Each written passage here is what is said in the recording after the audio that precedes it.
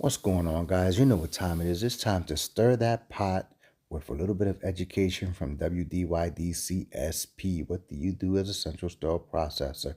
I really want to talk about this device in front of me, the TEE probe, transesophageal echocardiogram probe. This device, I want to talk about the processing and decon, all the way to the processing and prep and pack, and compare it to our lovely flexible scopes.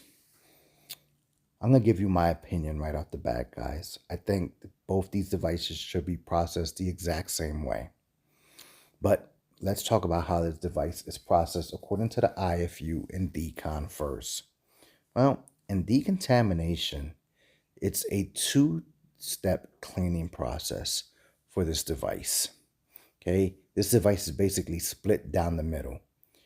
From the control body down to the cord, down to the power block, you only require cleaning and disinfecting with either a low-level disinfectant or an intermediate disinfectant approved cleaner / disinfectant. It can be a spray or a wipe. That's all that's required because this portion of this device cannot be soaked or exposed to water.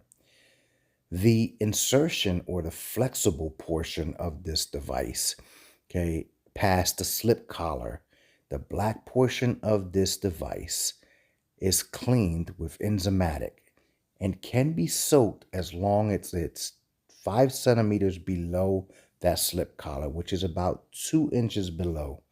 You can soak this device in enzymatic, wipe it down with a sponge, and then remove it and soak it or rinse it as long as it's 2 inches below that slip collar there. That is the cleaning process all in one shot for a TEE probe. It's not very complicated, very simple. There's no channels, there's no ports that you have to flush. So it is different from a flexible scope, but it is categorized as a semi-critical device.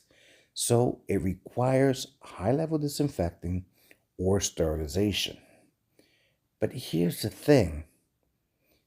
We're only cleaning it in decontamination from the control body down to the control box because the rationale is that that portion never touches the patient. But isn't that true for flexible scopes as well?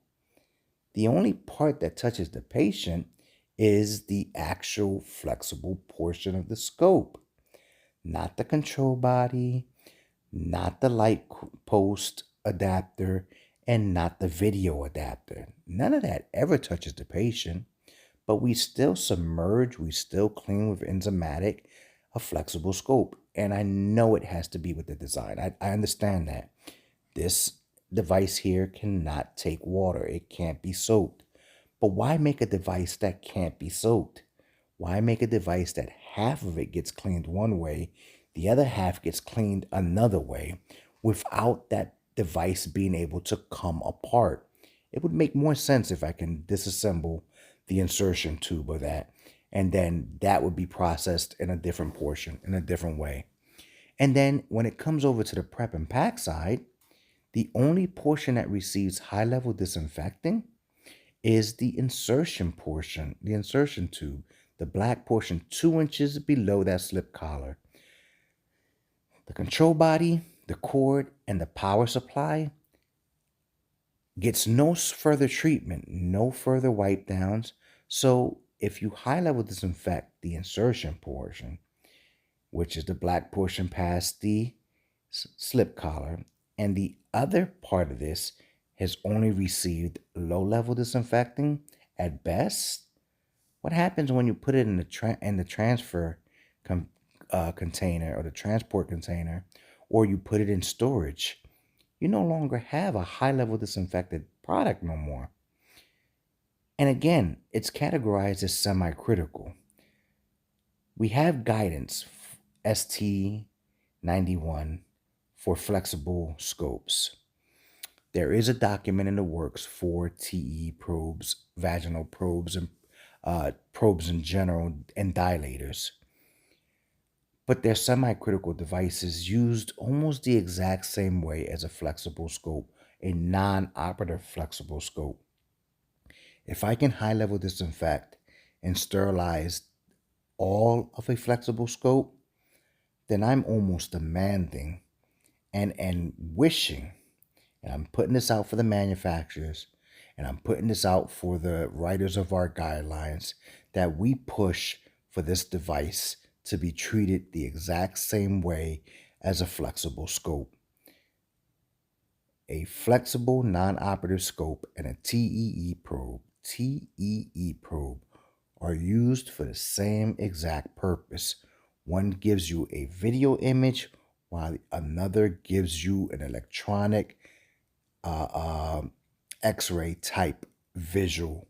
Um, they both are used to examine in the same exact way. So why are we processing these differently? Why are we looking at it differently? I really hope that they push for better processing of this device, because right now, not a happy camper. All right, guys, what do you think? As always, stay true to yourselves, keep it 100, continue educating yourself. Till next time, peace.